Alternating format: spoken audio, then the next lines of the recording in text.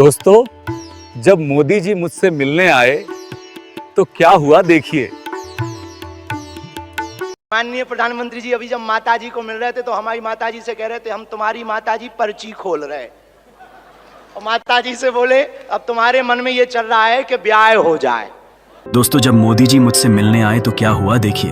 अब हनुमान दादा के चरणों में आया तो मुझे लगा क्या ये धीरेन्द्र शास्त्री अकेले ही पर्ची निकालेंगे कि मैं निकाल पाऊंगा।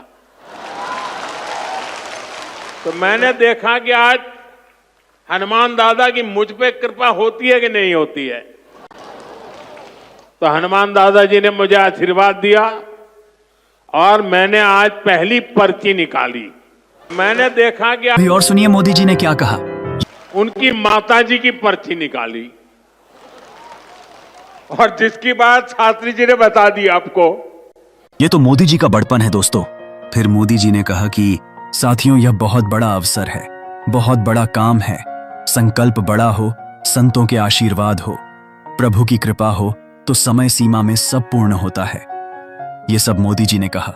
दोस्तों, फिर मैंने भी मौके पर चौका मार ही दिया। ये देखिए, हमारे ब्याह में भले ही नहीं आप आई हो, पर उद्घाटन में अगर समय मिल जाए तो आप पहुंचे। आपने कहा है कि इसके उद्घाटन के लिए मैं आऊं, दूसरा कहा है कि उनकी बारात में मैं आऊं। मैं आज सार्वजनिक रूप से वादा करता हूं, दोनों काम कर दूंगा। दोस्तों, मैंने भी शादी का न्योता दे ही दिया। आगे बढ़ते हैं दोस्तों। मैं आज आपको मेरे जन्म से लेकर आज तक के बारे में बताता हूं। मेरा जन्म 4 जुलाई 1996 को मध्य प्रदेश के छतरपुर जिला के गढ़ा गांव में एक साधारण ब्राह्मण परिवार में हुआ। माता पिता रामकृपाल गर्ग और सरोज गर्ग ने मुझे एक धार्मिक वातावरण में पाला। इस वातावरण ने मुझे बचपन से ही वेद पुराण, रामायण और भागवत कथा सुनने के अनेक अवसर प्रदान किए। मेरे दादाजी भगवान दास गर्ग, जो एक विद्वान पंडित थे, ने मुझे प्राचीन धार्मिक परंपराओं का ज्ञान भी दिया।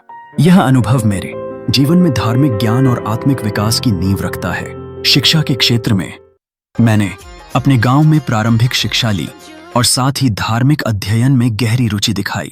संस्कृत की पढ़ाई करते हुए मैंने भागवत कथा वाचन का अभ्यास शुरू किया।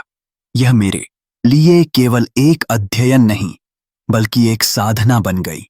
मैंने खुद को शास्त्रों के ज्ञान में और निपुण किया, जिससे मेरी कथा वाचन की कला और भी निखर गई।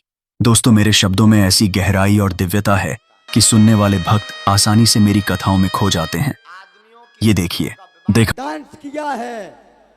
और गुरुदेव, आपकी उम्र हमें लग जाए।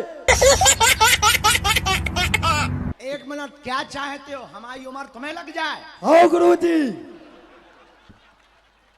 अरे भाई, माला ले आओ। देखा दोस्तों, अभी आगे बढ़ते हैं। दोस्तों, मैंने बागेश्वर धाम की सेवा को अपने जीवन का मुख्य उद्देश्य बनाया।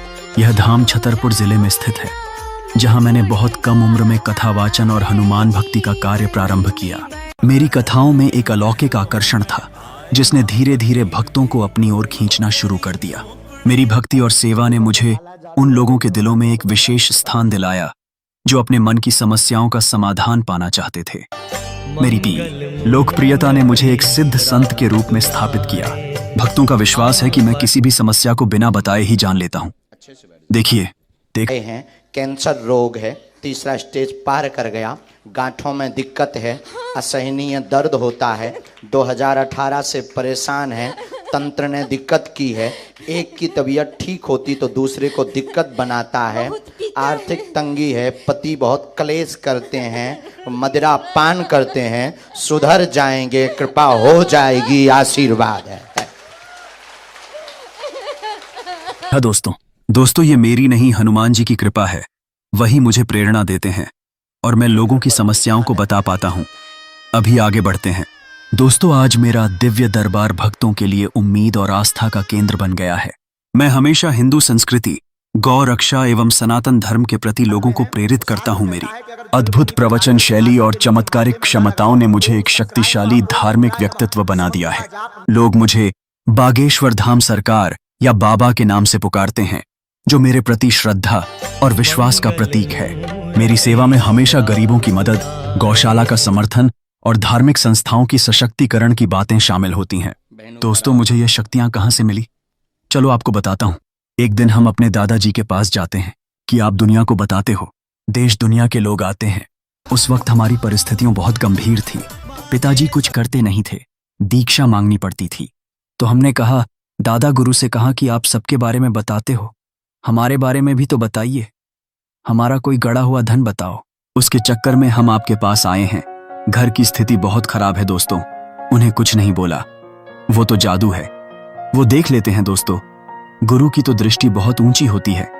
उन्होंने कहा, रात को आओ मितवा। दोस्तों, मैं रात को गया। उन्होंने स्नान करवाया और जो बागेश्वर महादेव मंदिर है उसके सामने हमको खड़ा किया। फिर वही कुछ घटना घटी। उजाला हुआ। अगले दिन से ही कौन मानता जिसको है देखा लगता है भगवान कि इसके साथ ये होने वाला है, वही होने लगा। देखा दोस्तों, मुझे कैसे हनुमान जी की कृपा हुई। लेकिन कुछ लोग हनुमान जी की कृपा को एन करने लगे और मुझे चुनौती देने लगे, माइंड रीडिंग बताने लगे। तभी मैंने सभी मीडिया वालों को बुलाकर सबके सामने यह साबित किया कि वो भगवान होते हैं। ये देखिए, मैं यहीं से आपके दरबार से जनता तो क्या तुम्हारे भाई का नाम राघवेंद्र तिवारी है? क्या तुम्हारे भाई ने अभी मकान बनवाया है? जी गृह प्रवेश किया है 2 दिन क्या पहले। तुम्हारी भतीजी का नाम अभिषी है?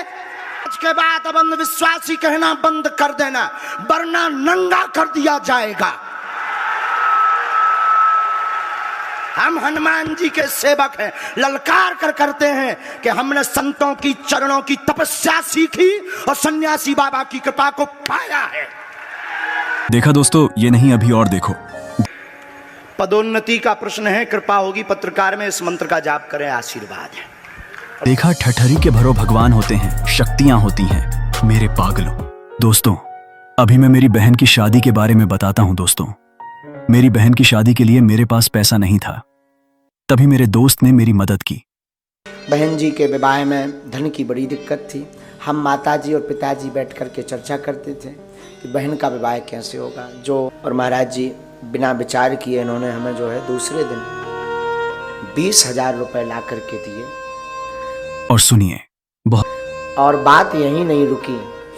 उपहार की टेबल से लेकर के, बेड से लेकर के, अलमारी से लेकर के इन्होंने लोगों को जोड़कर पूरा दहेज का सामान ला करके हमारे घर पर रख दिया। अपने हाथों से, जैसे हमारी नहीं इनकी बहन हो, अपने हाथों से पूरा विवाह कार्यक्रम में पंगत से लेकर के विदाई करवाई इन्होंने। बहुत प्यारा है मेरा दोस्त। उस दिन से हमने भी सोचा था कि बेटियों की शादी के लिए पैसे कम नहीं रहेंगे। दोस्तों, अभी मैं बेटियों के बारे में बताता हूँ। बेटियां कितनी अच्छी होती है। बेटियां सबके नसीबों में नहीं है। अमीर जो होता ना हृदय का, उसके नसीब में बिटिया होती है।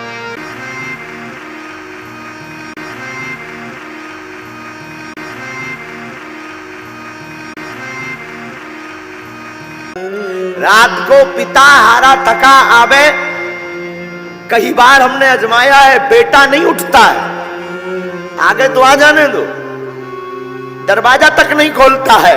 पर कभी तुम अनुभव करना, यहां पर जितने भी पुरुष बैठे हैं तुम अनुभव करना, बेटा नहीं उठेगा और बेटी तुरंत चहचहाती हुई के बाहर खेलेगी, पापा भोजन करेंगे।